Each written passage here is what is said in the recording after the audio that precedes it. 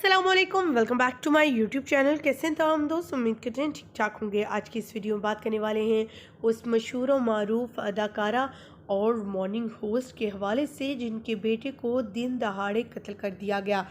बेटे को उसके घर पर ही नामालूम अफराद कत्ल कर कर चल बसे। यंग सी क्यूट सी दिखने वाली ये मॉर्निंग शो होस्ट करने वाली, लाखों दिलों की धड़कन बनने वाली, अचानक से इसके घर सफ़े मातम बिछ गया। अकलौता बेटा आज इस दुनिया फ़ानी से रुखसत हो गया। तमाम तर तफसीलात बताएंगे और साथ में इस अदाकारा से भी मिलवाएंगे, इस होस्ट से भी मिलवाएंगे जिसके बारे में जानकर आप भी हैरान रह जाएंगे। अपनी जीने का सहारा वाहद वही था। बाप के इंतकाल के बाद वो बेटा ही इनका सहारा बनने जा रहा था, क्योंकि इनकी 4 बेटियां हैं और एक बेटा, लेकिन बेटा भी वो नामालूम अफराद ने कत्ल कर दिया।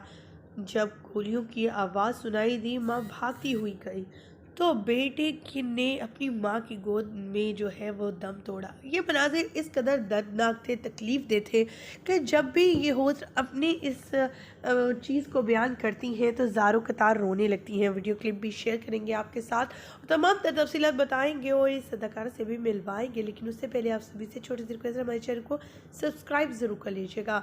माँ के लिए बेटा क्या मानी रखता है, या उसका सहारा बाप के बाद यानी शौहर के बाद उसका बेटा ही उसका सहारा बनना था, लेकिन इन कमज़रफ़ों ने, इन लोगों ने उससे उसका सहारा छीन लिया। आज तक जो है वो इसकी तफ्तीश कर रहे हैं और की जा रही है।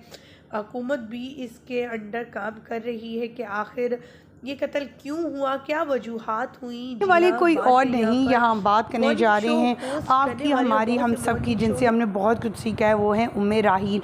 उम्मे राहील की बेटियों का ये वाहद भाई था, एक ही सहारा था इनका।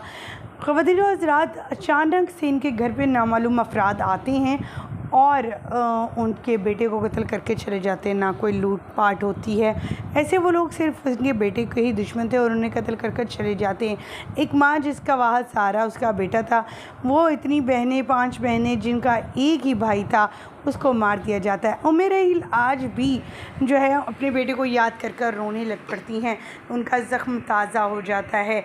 उम्मे राहील मुख्तलिफ़ शोज़ में, कभी निदा यासिर के, कभी माया ख़ान के और कभी जवेरिया के, कभी किसी जो है शो में आती रहती हैं।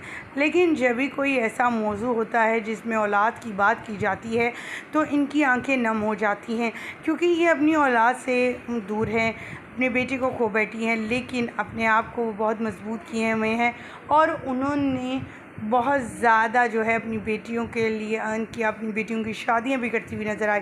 एक मजबूत खातून होने की हैसियत से इन्हें देखा जा सकता है और इनसे इंस्पिरेशन लेने वाले बहुत कुछ सीखते हैं कि ज़िंदगी जैसे मर्ज़ी मुश्किलात हालात तो मुश्किल हालातों, इंसान की ज़िंदगी की गाड़ी का पहिया चलता ही रहता है।